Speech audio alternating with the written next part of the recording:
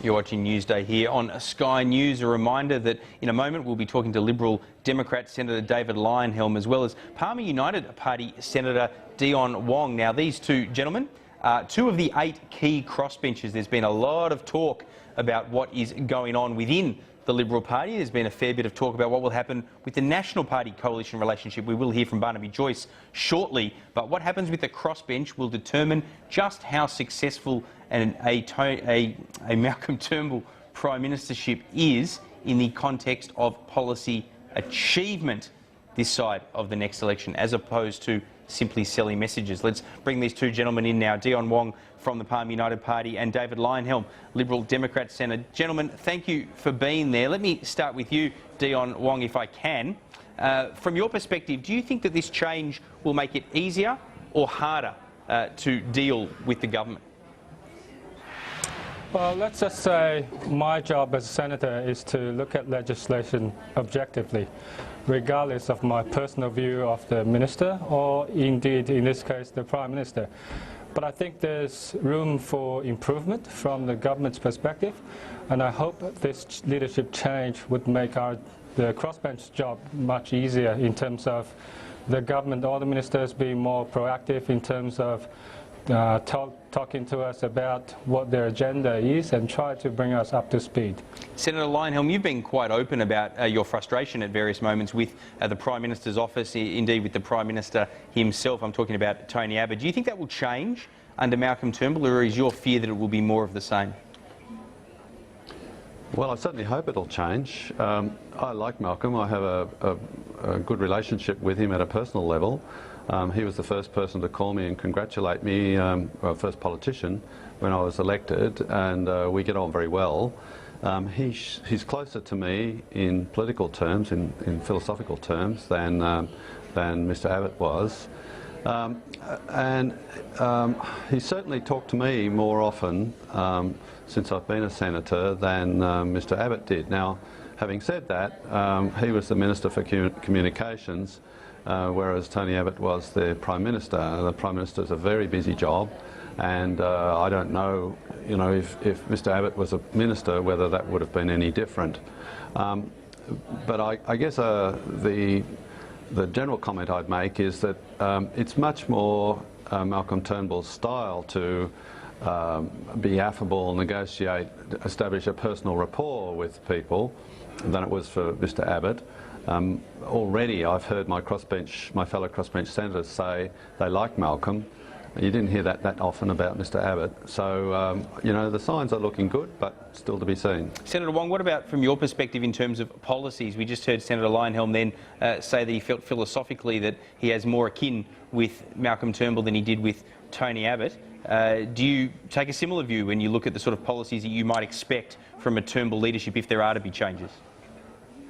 Yes, I do share the same view. I think from my perspective and probably from the country's perspective, I think both a Liberal right and a Labour left, a Labour right and Liberal left could be better leaders for the country. Senator Wang, you're a businessman originally, so are you for that matter, David Leyonhjelm. From a business perspective, we kept hearing that there were concerns about the Abbott government and its direction, and I guess, Senator Wang, from your perspective also from Western Australia, it's a difficult economic climate. In some ways, there is a sense among some people that the fundamentals and the problems in the global economy as well as domestic are beyond politics. Do you think that there's much that the government can really do to overcome the headwinds that exist? I think there's a lot that politicians can do. We need to encourage economic growth. We need to incentivize the states and the people to work harder. I think the GST distribution is quite an issue, and especially for WA. We have 11% of the nation's population, but we only got 4% of the total GST revenue. Now, if you're an average worker or if you're a state government, that's not a quite incentive for you to work harder. Yeah, well, I've been banging on about that as an adopted West Australian myself for some time. Let me ask you, David Leyonhjelm, Malcolm Turnbull divides the business community when you talk to them. Some love him, some loathe him. How important is the relationship to the business community for this government going forward, not just in terms of that direct relationship, but also the sorts of policies it then puts up to the crossbench. You've talked before about you think Malcolm Turnbull might be better at dealing with the crossbench. Well, I think Malcolm Turnbull would share my view that the best thing the government could do for businesses is get out of the way.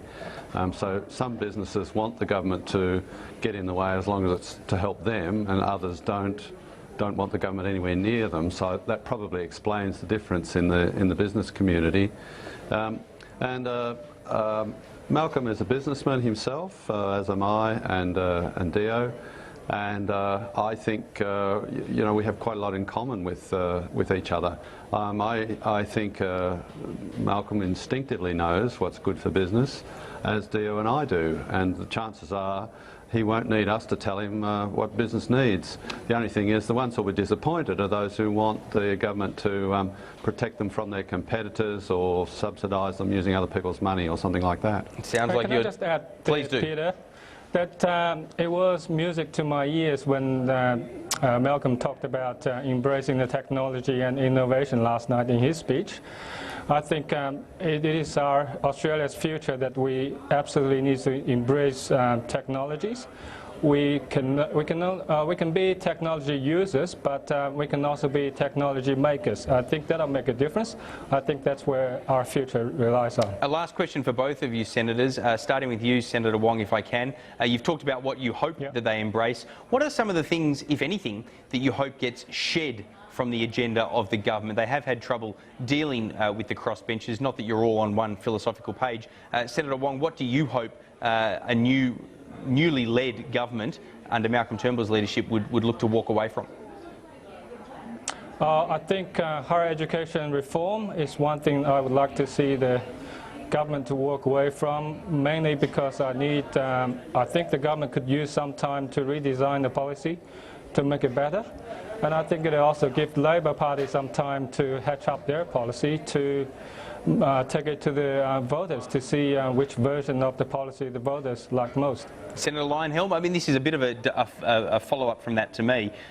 What would you like to see them shed?